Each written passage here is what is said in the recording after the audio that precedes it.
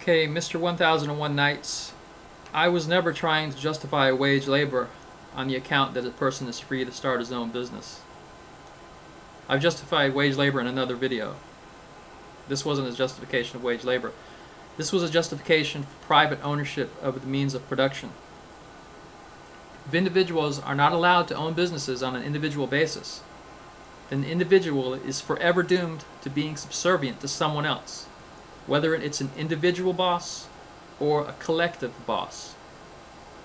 Now, I don't find either working for a boss forever or working for a collective forever as appealing.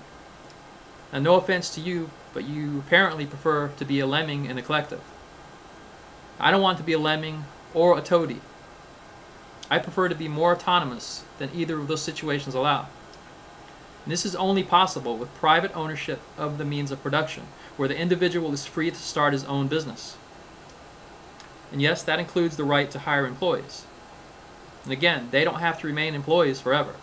In a capitalist system, they're free to start their own businesses because private ownership of the means of production is allowed. Now, if you will allow people to engage in capitalism, allow private ownership of the means of production, then I don't have any problem with you. But I oppose forced collectivization of the means of production. If you're just trying to persuade people to freely give up ownership of their businesses to be owned by society in whole, I have no problem with you asking people to do that or trying to convince them that that's a good idea. If someone is foolish enough to do that with their business, it's their loss. As long as you're not advocating compulsory collectivization, that's fine. But it's not clear that you will allow capitalism because you say that you will allow private ownership of the means of production as long as it doesn't violate the freedom of others. So what freedom is that? I want to know more what you mean by that.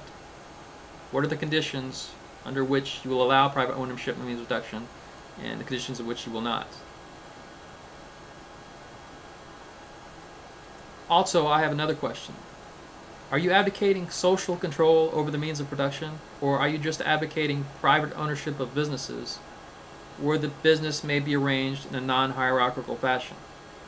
If that's all you're advocating, then you're supporting capitalism, because that's still capitalism. Capitalism is private ownership of the means of production.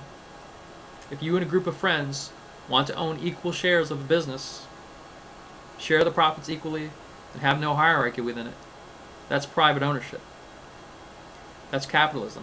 It only becomes social ownership, socialism, if the group of people who own the means of production encompass the whole society. So which are you advocating? Social ownership or private ownership?